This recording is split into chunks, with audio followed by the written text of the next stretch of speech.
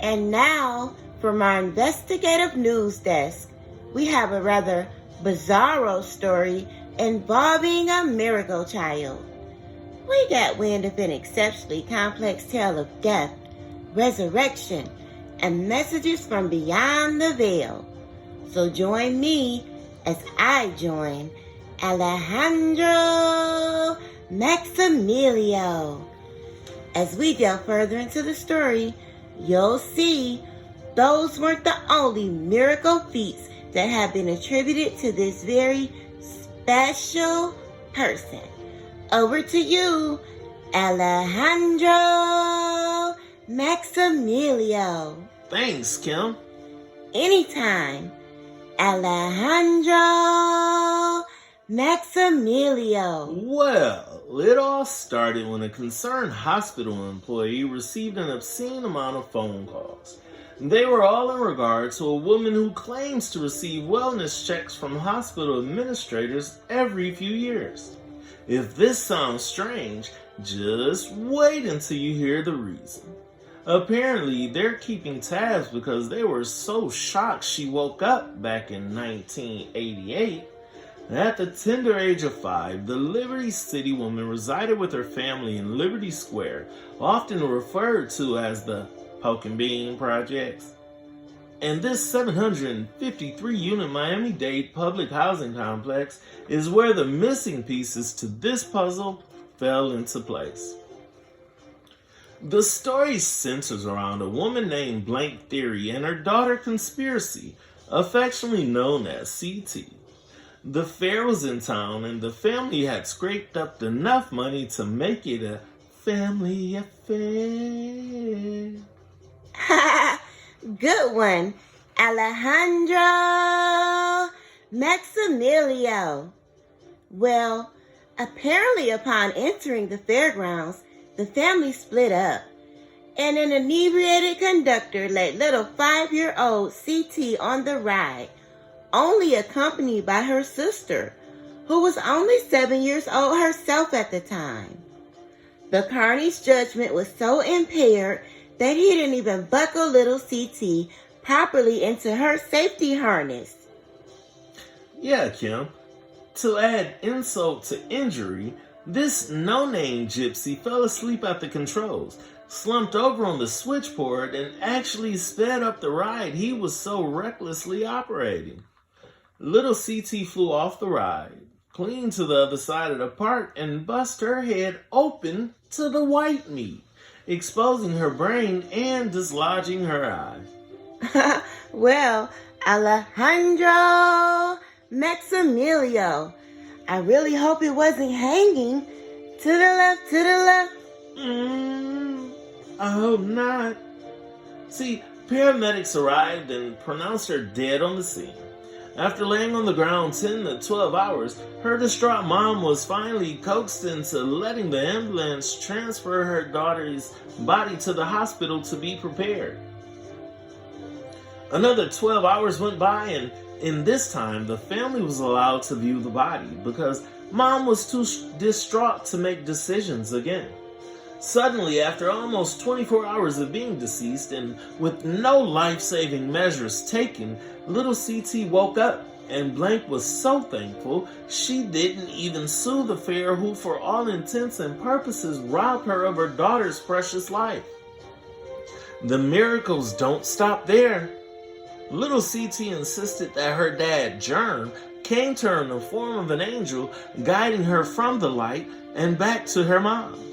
He explained that Blank couldn't afford to lose her too because he already died 3 years before she was born, and he didn't know if he could still produce kids 8 years after he passed away.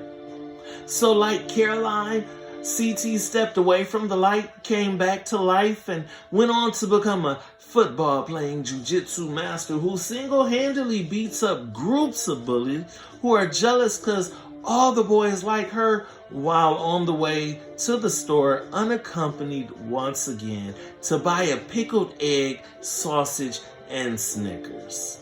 Sounds a little hard to believe, doesn't it? Well, we thought so too. until we visited that concerned citizen at the hospital and we saw his cause for distress.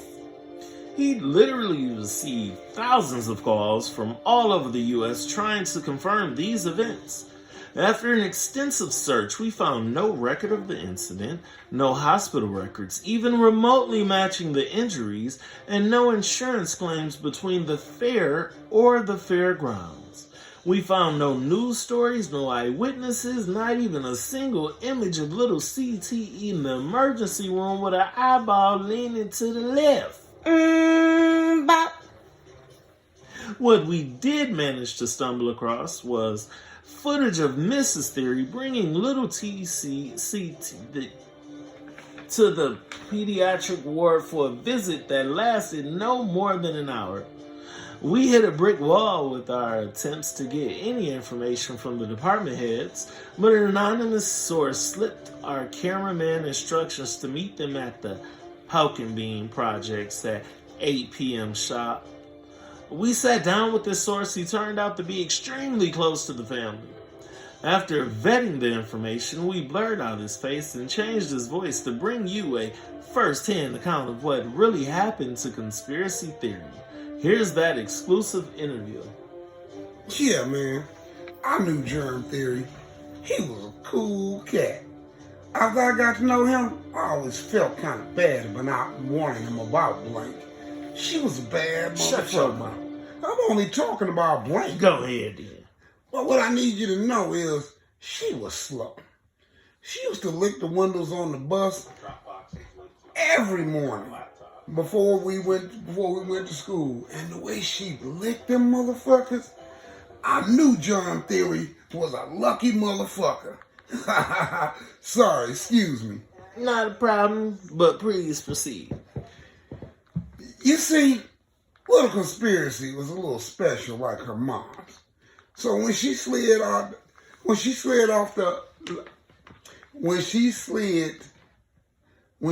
the slide at the park, she made up these wild stories about flying through time and space and landing at the fair. So to be clear, the incident happened at the park, not an amusement park or a fair. Correctamundo. The only fair them kids go is at the end of the block with broken bottles and used needles around this motherfucker. She always making up stuff. I remember when she was 6 years old, out there rolling around on the ground with a bald-headed ass Cabbage Patch doll and 2 Barbies. 30 minutes later, she was telling the whole hood she beat up 13, 14, and 15-year-olds, picking on her cause Ken wanted her and not them. So, would it be fair to say you've been around Conspiracy since she was a baby? Yes, sir. Seen and heard it all. She found a deflated ball on a curb and swore up and down she was homecoming football hero. She tied a belt around her head, passed out, woke up, and swore up and down she beat Bruce Lee up and stole his soul glow. It's a pattern with this little chick. You can't take her seriously at all. Stepdaddy! What your pussy ass down there doing? Oh, shit. I gotta go. Here come Conspiracy. I can't let her see me talking to you. She gonna tell Blank and I'm gonna be put out again. Sir, why would you be living with the woman? I thought you said she was slow. Well, sir, I did say she was slow, and so are you. Cause hell, I've been telling you for a minute now. That chick can lick the shit out of windows. I married her ass. I'm CT stepdaddy, nigga. I keep telling you. She licks the shit out of those windows. I got tint on my car. And she licked them motherfuckers clean. But as they say, the rest is history. Now get out of here before I end up with a case of the dry dick snitching on this little bitch. This has been your investigative reporting team, Alejandro Maximilio and Kim Klein with WPLG Channel 10 News reporting live from Miami-Dade, Florida. Signing off. Bye. Are we off there? Hey, my man. Hey, hold up. Hey, do Blank got a sister who lick windows too? Like windows. Shit. You want to see an automatically nail polish? What? Boy. Whew, tell you what. Meet me up at the hospital tomorrow. I got you. Shit, I'm talking about do step daddy. Do step daddy. Do step daddy. Do step daddy. Step